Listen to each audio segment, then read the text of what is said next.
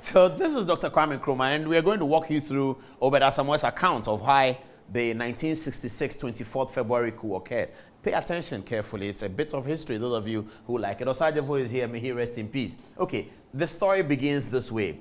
In assessing the consolidation of absolute power in Nkrumah, it is necessary to concede that the slide into dictatorship happened primarily because of the internal and external threats to his personal security and the security of his government, and internal party betrayal would have also heightened his sensibilities. For example, the Preventive Detention Act, PDA, was a direct response to the attempted coup by Captain Ahuyate and some opposition elements. Added to such props was the public sycophancy that cried for the crucifixion of the opponents. The attempts to get rid of Nkrumah next took the form of an assassination attempt in January 1964. One of his guards, Seth Nicholas Kwame Ametewe, shot at him with a rifle at the Flagstaff House, where Nkrumah now lived and worked. Another guard was killed by gunshot, but Nkrumah survived. As was becoming a tradition, sycophantic protest poured out onto the street to demonstrate in support of Nkrumah, calling for the death of the plotters. Ametewe was sentenced to death for murder of the guard. In his statement to the police, Ametewe implicated S.D. Amenin, a deputy commissioner of police, as the instigator of the plot, claiming that Amenin told him that people including Chief Justice Seako Kosa, Dr. Danquah, Dr. Buzia, Bedema, and even Krobeduse wished for Nkrumah's assassination.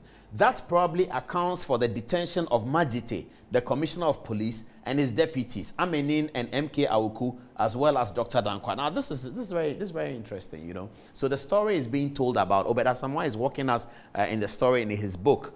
And I'll urge you to buy the book. If you're a student, you're a journalist, you need Obed Asamoah's book. It's entitled The Political History of Ghana, 1950 to 2013. The Experience of a Nonconformist. That's what he calls himself. A nonconformist. Obed Asamoah's book is a solid material. You should get it. So we pull all of this from, everything here is from Obed Asamoah's book. Now, Obed is saying that the Nkrumah situation, he's leading us to why the coup occurred. And in the conclusion, he'll tell us what are the reasons he thinks accounted for the coup. He'll tell us that, and I'll show it to you. Obed is saying that, so when this plot occurred, Bedema was Nkrumah's finance minister, one of his most trusted people. Bedema ran Nkrumah's campaign for him when Nkrumah was in prison. Bedema and Krobeduse were Nkrumah's two trusted people. When the attempt came, the guy, Amenin, told the CID that it was Bedema and Co. and Dr. Danquah and others were involved. So this is your finance minister, you know. Finance minister is losing confidence in you in that kind of situation. It was a very difficult time for the president. But let's move on.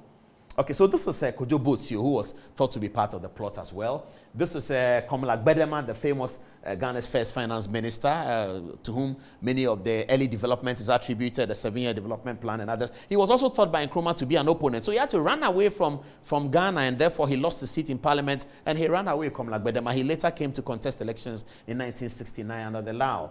And then this is E.R.T. Majite, who was the Inspector General of Police. He himself was thought of as being against Nkrumah and was part of a certain coup plot. So this was a very big deal. You know, the president felt that his finance minister, his trusted Krobeduse, was occasioning a coup with Dr. Danquah and others. It was a big deal, wasn't it? So this is Majite.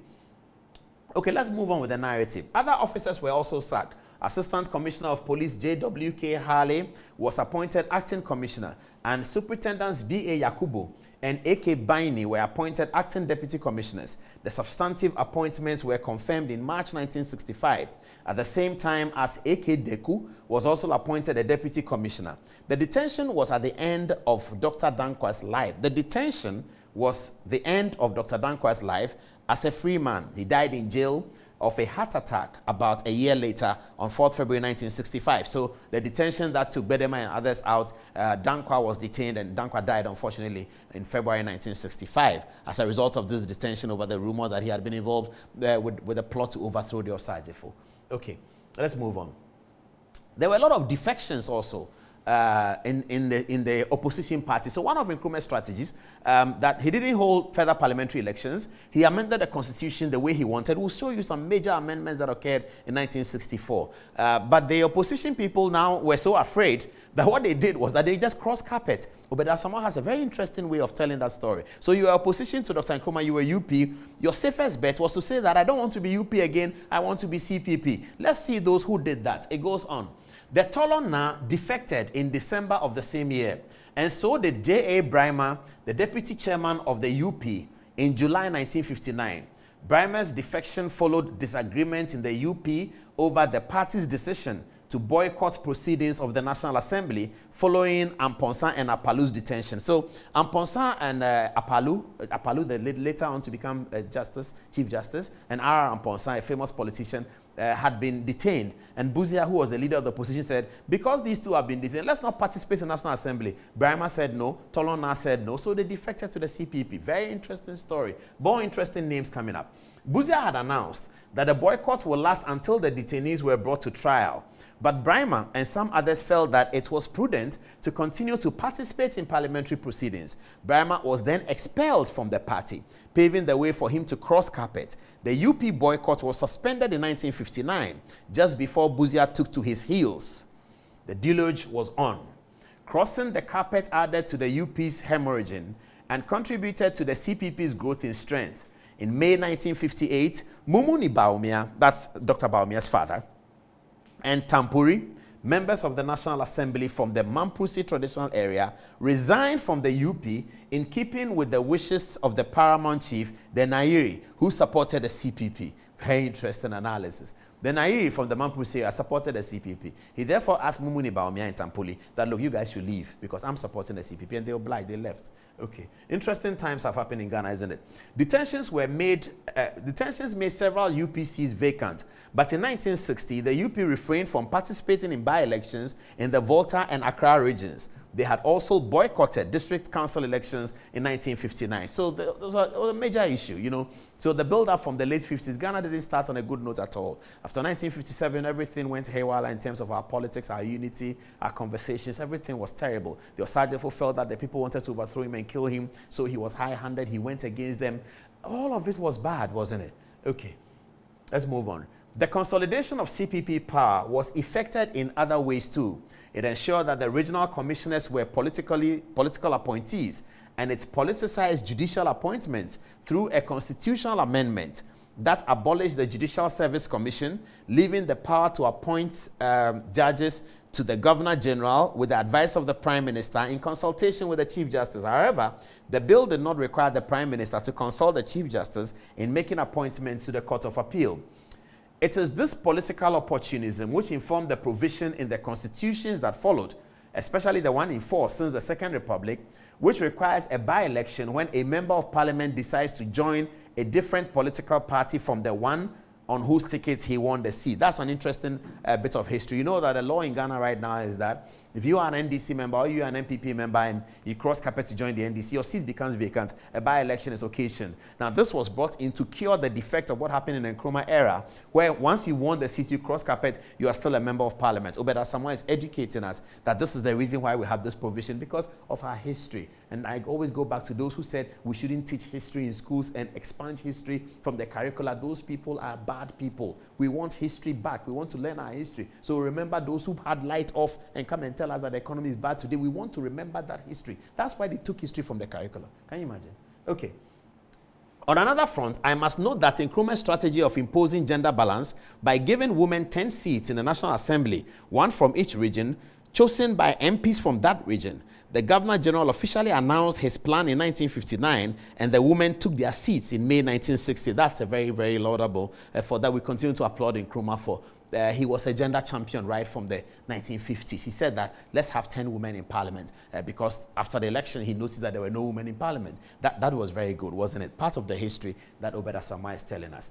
Nkrumah also consolidated power by assuming new portfolios. This is very interesting, very, very interesting. Listen, he said he started out as a prime minister and the minister of defense, and he later took up the positions of minister of interior in 1958, taking over from Kroboeduse, of foreign affairs in 1962, after the involvement of Adom-Otchere in the Kulungugu incident, and of finance in 1964, after the resignation of Goka, who had taken over from Bedema when he fell out with Nkrumah. That's the best part of it. Nkrumah was an interesting person.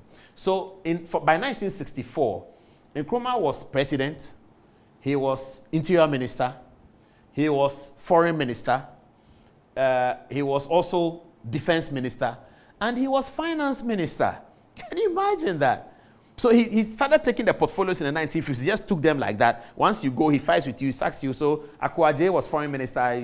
He put him in detention because he was suspected of coup. He became foreign minister himself. Kobedu was interior. He becomes interior himself. He takes defense as well. He's foreign minister, he's defense. And then Bedema runs away. He asks Reverend Goka, go and be finance minister. Goka says, no, I can't do it. Okay, he does it himself.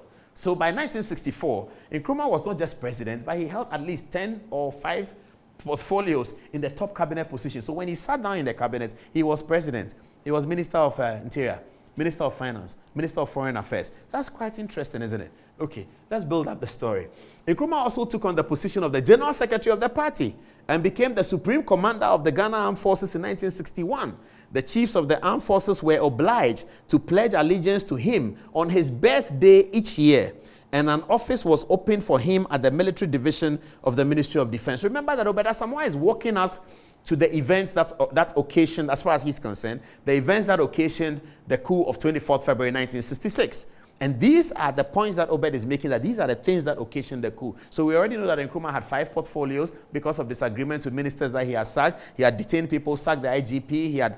We are going to the amendments of the Constitution, and you see how it was amended. Very, very major amendments. And then Nkrumah had all the power, you know. And so he was also General Secretary of the CPP. He was President and General Secretary of the party at the same time. Okay, have a look.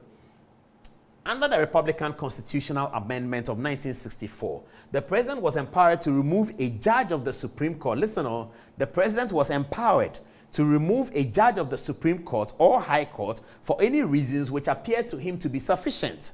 Setting this proposal against the backdrop of the acquittal of Terry Adom-Otchere, Akua and H.H. Kofi Crab for the Kulungugu attempt to assassinate Nkrumah with the bomb, Nkrumah said the position of the Chief Justice was only quasi-judicial, and that he, the president, had to cooperate with the Chief Justice had to cooperate with the president to secure justice, law, order, peace, and stability. Now let me give you the background of this. Terry Adom-Otchere, Akua and H.H. Kofi Crab were said to be part of the Kulungugu bombing. So the Kulungugu bombing was a flower, you know, that flowers that they present to presidents when they arrive at places.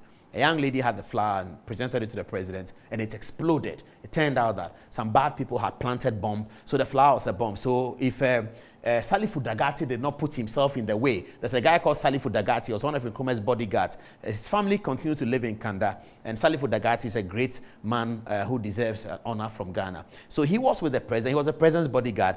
The thing exploded, so it was going to explode and sort of consume the president. Salifu Dagati threw himself in there, and he died. And that's what we call the Kulungugu bombing. Investigations were done, and it was determined that the following could be responsible.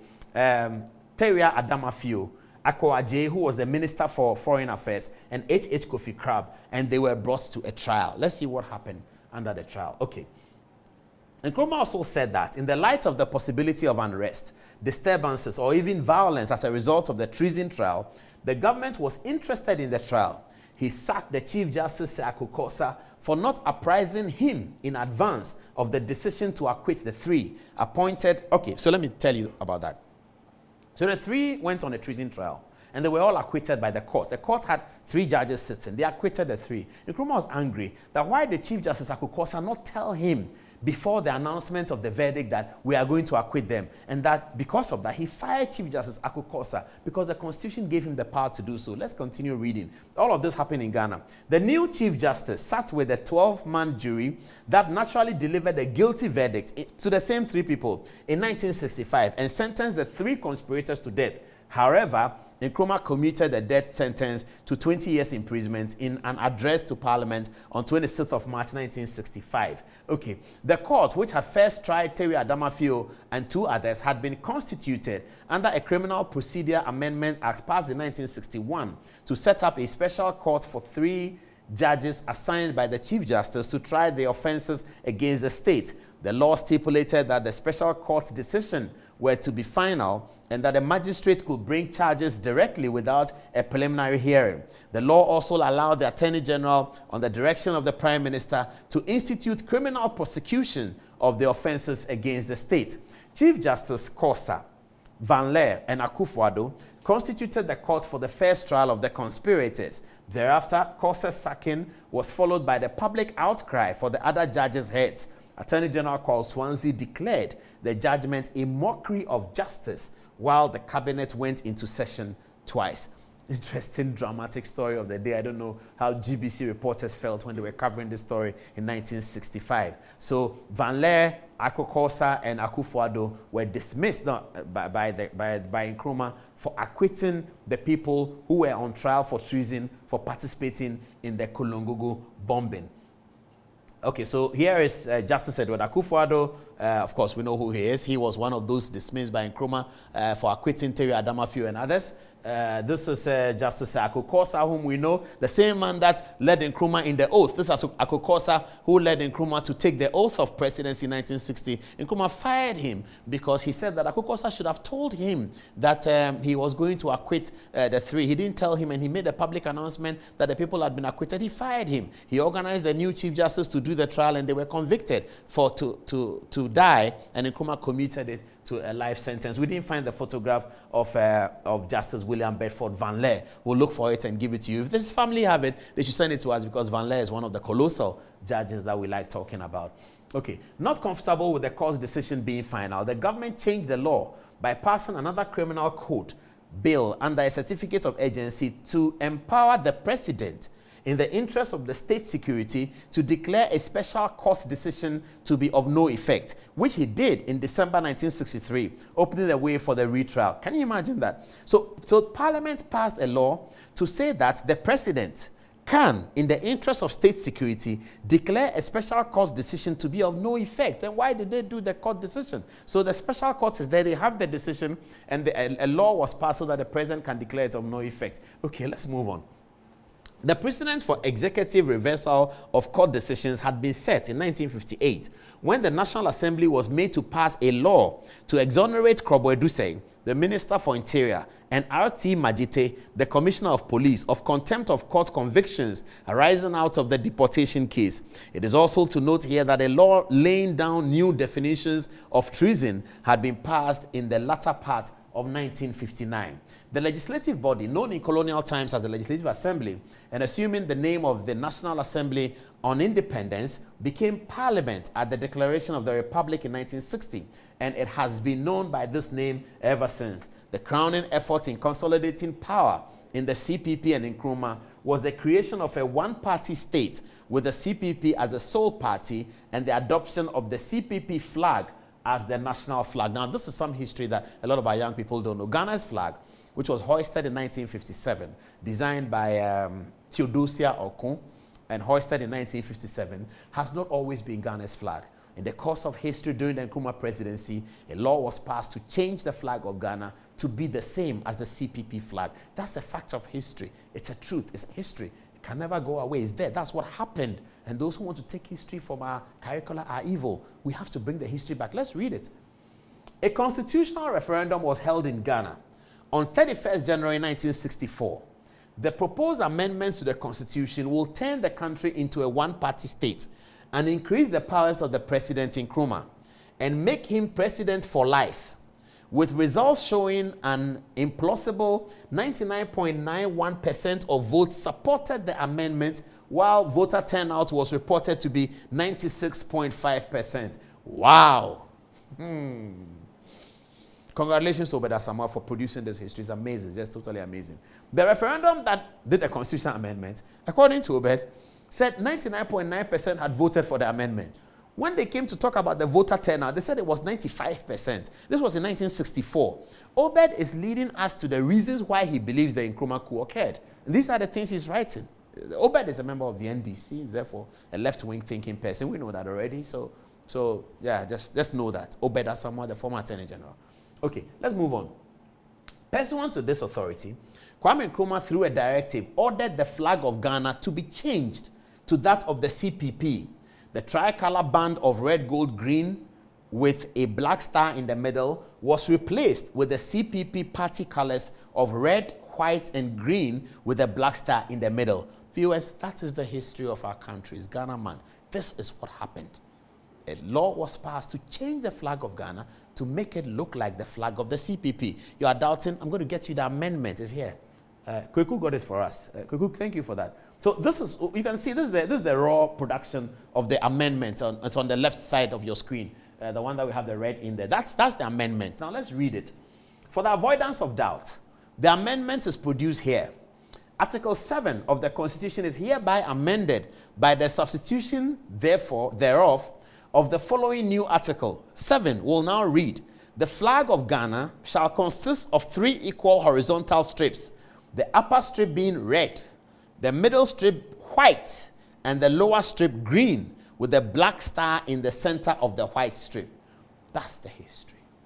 This is the history. The history they want to expunge. The history they don't want us to know. This is the history of Ghana. In Ghana month, we need to learn this, isn't it? Okay, let's move on. This was achieved through a referendum that registered a massive yes vote, 92%, against a no vote of 0.08% in January 64.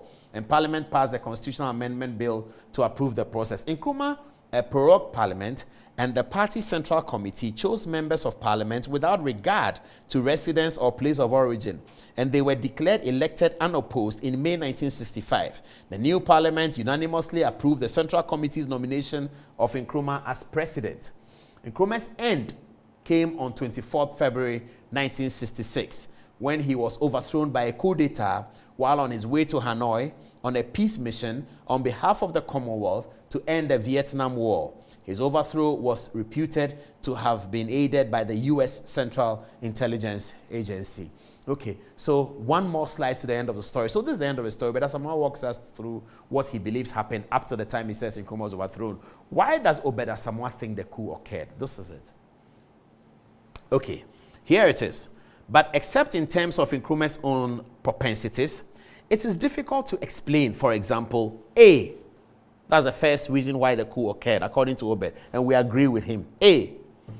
His dismantling of the provisions of Independence Constitution intended to restrain executive power as it related to the regional assemblies, houses of chiefs, and the amendment of certain clauses of the Constitution. So Obed Asamoah is identifying the first reason for the coup d'etat as the president arrogating power unto himself. His decision not to allow divergent opinion. That's what Obed is saying. Nothing to do with economy. Just listen. He says, that's the first thing. Nkrumah arrogating so much power unto himself. B, the creation of a one-party state. Again, the muscling of opposition voices, creating a one-party state. Only CPP can be the political party. When we had come from 1951, we had come from 1948, the formation of the UGCC, and then CPP, UGCC and CPP ran elections. The Ghana Party came, UP came, the NLM came, the Northern People's Party, the NPP was there. All these political parties were working together to have a certain governance system for Ghana. Nkrumah decides that all of that is unnecessary. We're going to have one political party. That's it by law. That's part of the problem, as Obed identifies. 3, his building statues of himself. Well, I don't know where Obed, and whether Obed knows that Nkrumah built the statue himself or he paid for it, I don't know. But he puts it there, his building statues for him. That may account for why the soldiers pulled down the statue in front of Parliament House. That was wrong. We have rebuilt the statue. Nkrumah is the first president of Ghana. Nkrumah is a great Pan-Africanist. Nkrumah is one of the biggest voices of Pan-Africanism. We need his statue. But we still need to deal with the things that he did that we don't like, that we shouldn't do, we should never do again. So it's a lest we forget lesson. But Nkrumah is a very important personality, institution in the history of Africa and perhaps the history of the world. Okay, D, his development of a program to ban publications not consistent with his party's ideology. That's very important. We talked about it already. And then E, his arrogation of power to reverse judicial decisions. Therein lies his personal responsibility for what happened. All of that, up to E. The E is his arrogation of power to reverse judicial decisions. That's, Obed Asamoah says, therein lies in Nkrumah's personal responsibility for what happened in Ghana on 24th February 1966. It's a never again story, and we said that we're showing you this history so that we understand what the history said. All of it is captured in Obed Asamoah's books. Give me the editorial montage again, and we end there. May Kwame Nkrumah rest in peace.